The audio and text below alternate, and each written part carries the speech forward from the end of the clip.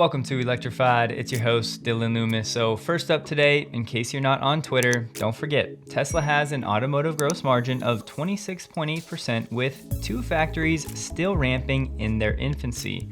The Inflation Reduction Act is going live in just a few weeks. Gigacasts and 4680s are still under development, and more commodity prices or Tesla's input costs are falling rather than rising, so there are margin tailwinds too. Here we have a controversial tweet from Gary Black, part I agree with and part I don't. He said, "We've long argued Tesla deliveries is the correct measure by which to measure Tesla's growth, not production. This part I agree with." Now, I want to say, of course, I understand why people would prefer to track production to deliveries, but at some point in the future, all of the focus will be on deliveries. Sure, it could be 5 or 10 years, but that's where we're headed. At the end of the day, it's about how many cars Tesla can deliver because they don't get paid until that car is in the hands of the customer. And then we have this second part. He says, "We disagree with the view that Tesla can sell every vehicle it makes." He said that's been refuted now for the second quarter in a row. I'm honestly not sure what he's referring to. Maybe he's saying just because Tesla has used some of these demand levers that means it can't sell every vehicle it makes at full price or something like that. But let's be clear, Tesla is still selling every vehicle that it makes. So over these past 2 quarters, that's still been true. And if this has to do with higher inventory, again, remember that's 100% to do with flattening the delivery waves, and all of that inventory is still on track to be delivered. Either way, that's a good segue to this. We have the accountant talking about domestic China deliveries so far for the first 2 months of quarter 4, October and November. Tesla China registrations in the third week of November were 14.4 thousand, bringing Q4 deliveries to 55.1 thousand through November 20th, already the highest total for the first 2 months of any prior quarter. At this pace, Tesla could deliver over 75,000 cars in the first 2 months of quarter 4. Again, all of these bars are combining the first 2 months of each quarter just so we can see how each quarter is getting off to in terms of starting. The light blue projection of about 20,000 is for the remaining roughly 10 days in November. Right now, with the weekly insurance registration data, it's been coming in between 10 and 15,000, so that's where that 20,000 number comes from. So even if we had a goose egg for the last 10 days of November, we're already off to the best first 2 months of any quarter for domestic deliveries in Shanghai. And historically, the first 2 months of the quarter, Giga Shanghai is usually focusing on what? Exports, and then they hammer local domestic deliveries in the third month. So the point is, things are looking good at Giga Shanghai despite all of the noise. In fairness though, right now the biggest question for Tesla in China is what is the order intake rate, meaning how fast is Tesla receiving new orders? The deliveries might look good, but remember, Tesla does have a bit of an inventory backlog from their production exceeding deliveries in the months past. Interesting tidbit if correct, but this Bloomberg article is saying Tesla has advertised on a local TV shopping channel over in China. Again, different strategies in different markets.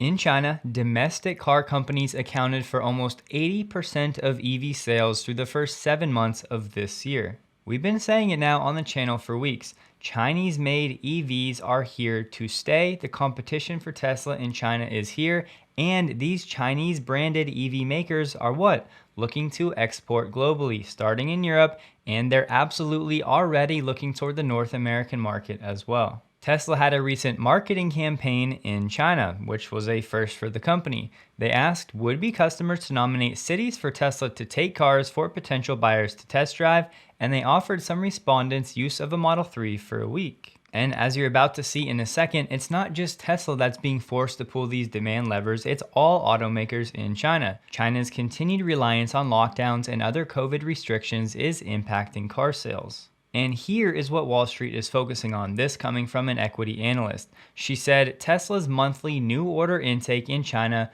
might only be around 20 to 30,000 units after it normalizes in December. That would be what? Around 7,000 per week. We've seen the registration data coming in around 15,000 per week. So how long will that keep up? And at what point will that excess inventory be essentially used up or sold?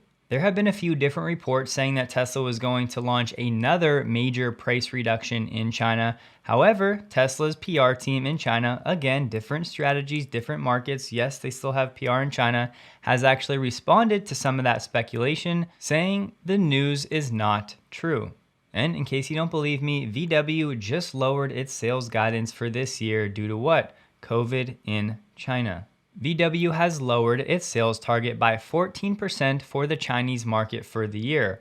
Originally, they were expecting to sell 3.85 million units for the year, but that number has been dropped down by 500,000 units. So now they're expecting to be in line with what they did in 2021, which was about 3.3 million cars in China. And VW's head honcho in China said VW needs to invest more in China to compete with local EV brands. As somebody personally who lives for competition, I would just say the games are on. I've been waiting for this time for Tesla to feel a little bit of pressure, at least in one market globally, and that's what we have right now in China. So let's see how they respond and what type of innovations and other things they can come up with. Now, if you guys have ever considered getting a smaller or a smarter wallet, I would encourage you to check out Ekster.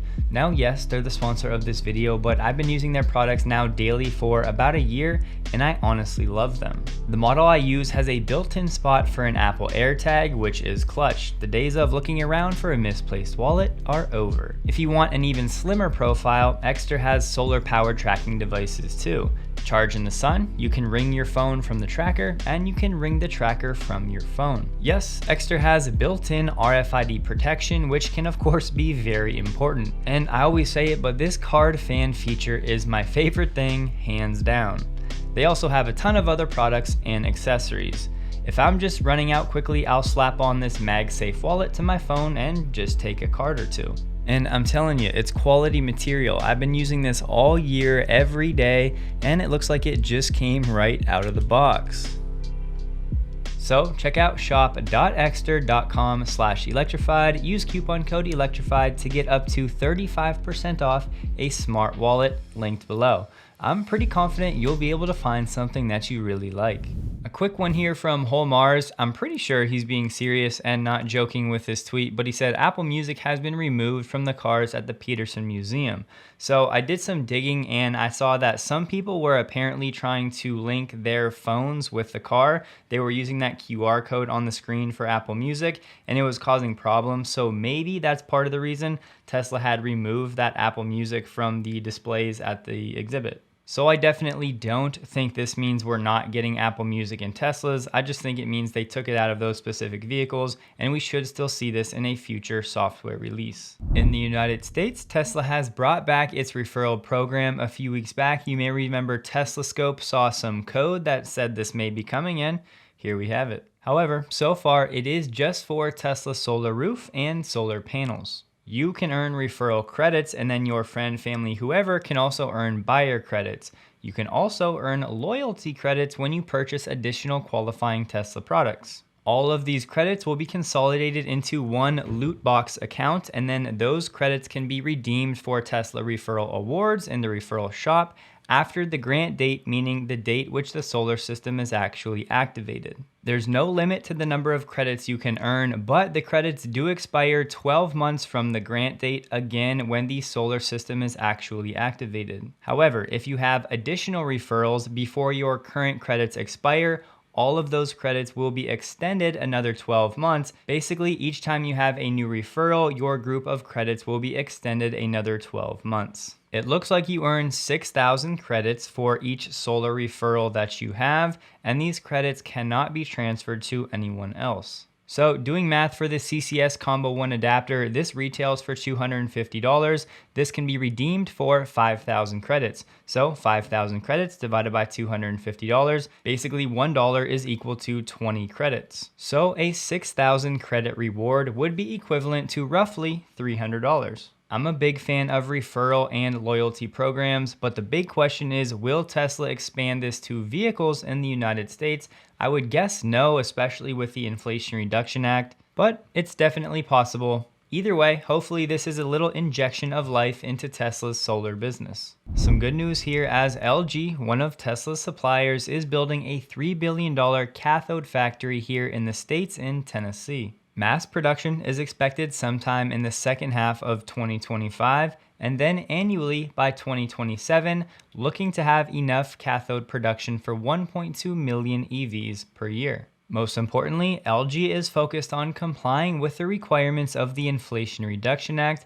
and LG noted it's also pursuing collaboration with mining companies and recycling businesses to make sure that whatever automakers are getting their cathodes from this factory will be able to meet the IRA requirements. And no, this factory won't be just for Tesla supply, as LG will also be supplying GM and Ultium, Ford, Hyundai, and some others as well. This will come up again later in the episode though, so remember cathode supply. Here's an interesting one. So most of Tesla's IPO history, dating back to 2010, has been Tesla stock outpacing analyst expectations. The stock would be $800, analysts were like $400, $500 price targets. That has been the case, they've been trailing the stock price.